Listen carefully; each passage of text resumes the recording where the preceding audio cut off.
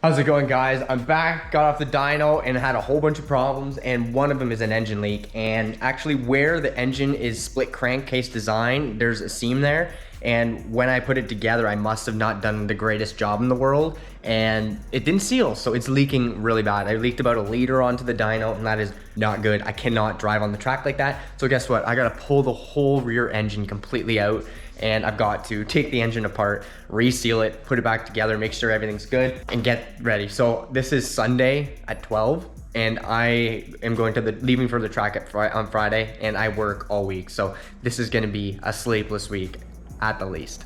So diving down into the engine bay right over here, she's leaking. She's leaking real good, and that's right where the engine splits. So she's gotta come apart. Everything needs taken out.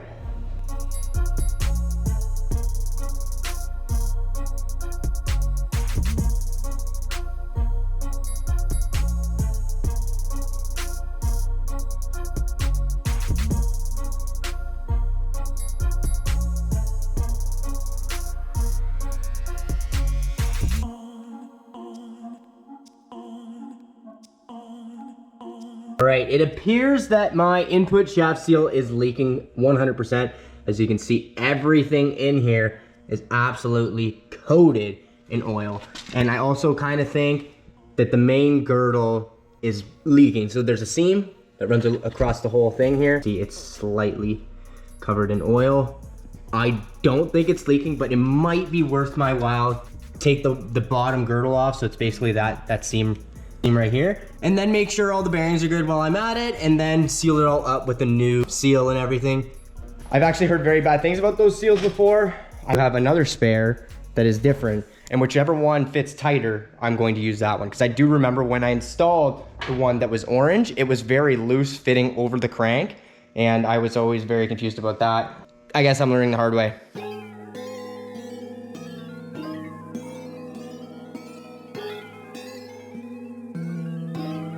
Engine's out, timing's off, all the belts are off. And now I'm going to remove the windage tray, the oil neck, bottom of the engine. So there's this seam that is gonna come completely off. It'll expose the crank.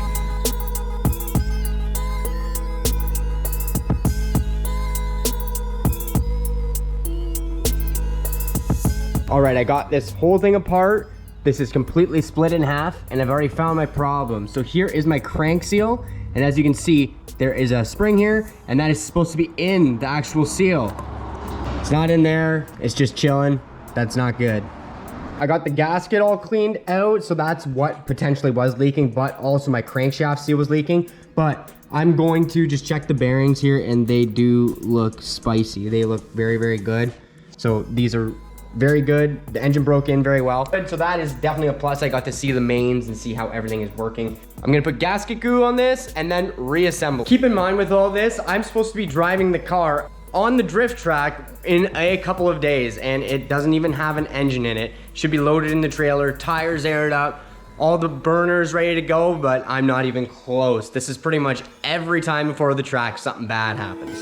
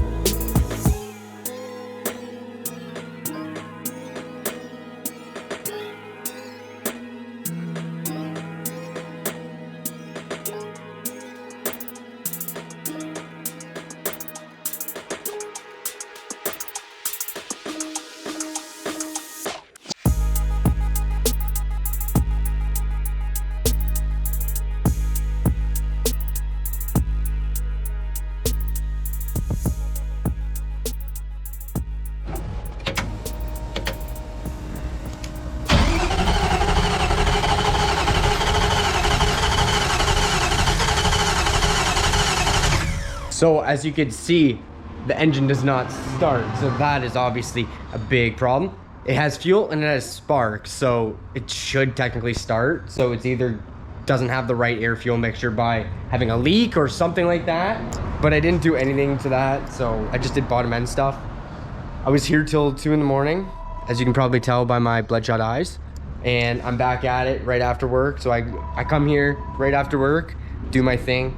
And okay, I'm just trying to get this done. Like, look how tired I am, guys. I'm dying here. I'm just trying to get this thing together. And I'm gonna burn all these off. That's the goal, just gotta get her done. I'm gonna check the timing real quick. Make sure that's not a problem, that's very important. Timing's bang on. So that's not the problem. What I'm gonna do is a quick compression test. It's not bad to always know what your engine's actually running.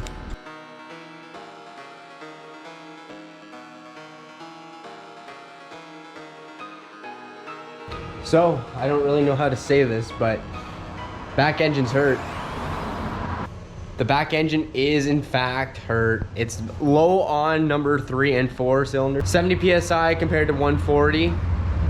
Big difference. I honestly think I had this problem from the start. I might have actually had leaky valves right from the get-go, but I'll see later. But I'm gonna see if I can get this thing running. From what I was feeling on the headers when I was cranking it, is the cylinders that weren't firing were the ones with good compression. So something very odd is happening here, so I'm gonna figure out what it is. All right, here I go. I'm going to fire this up, or at least try, and see what cylinders are hot and see what's cold and what's going on, because it was a misfire that I was having problems with. It was just kind of like trying to run but not running, if that makes any sense.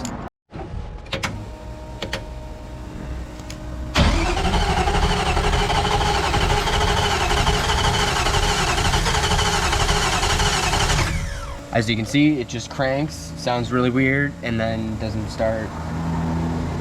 Okay, I'm gonna see how rich she was running.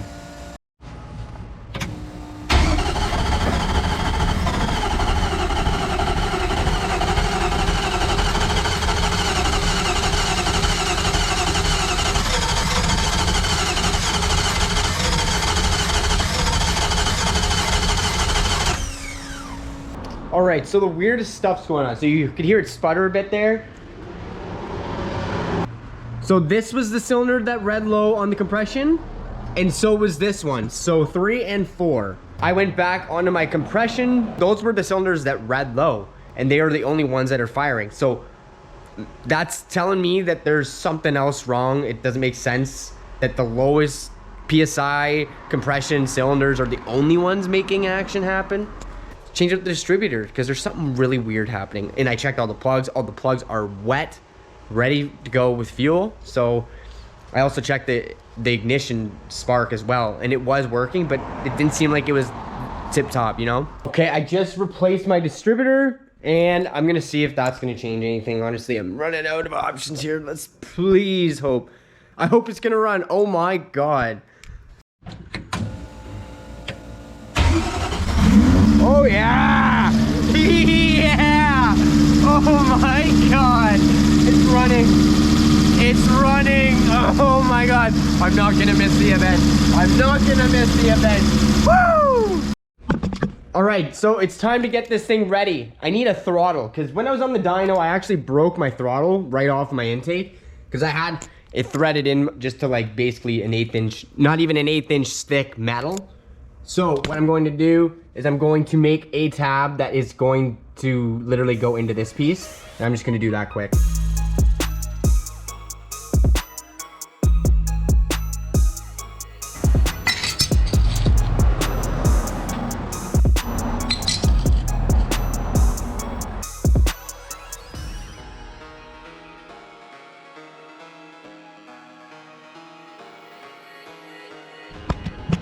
All right, so there is my cable all done. It's all tucked away and things are looking okay. It actually was very poorly done, but I don't really have a choice. It's gonna work.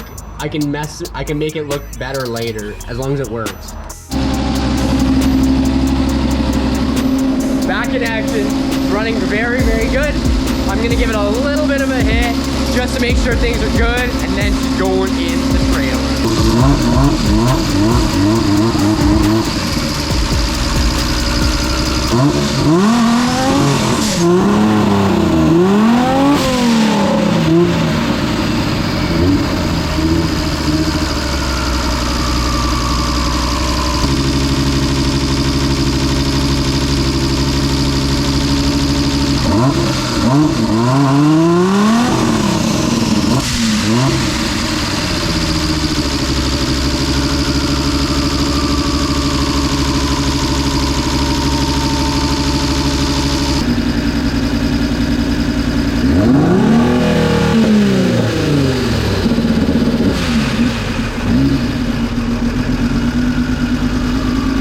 After messing around with it for a couple hours, I was very, very scared that I wasn't going to make the drift event. So I put down the camera and got to work.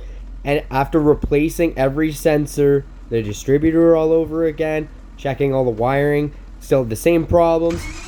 So what I ended up doing was I took the front engine harness off the engine, brought it to the back of the car and put it onto the rear engine, and it ended up to be the problem.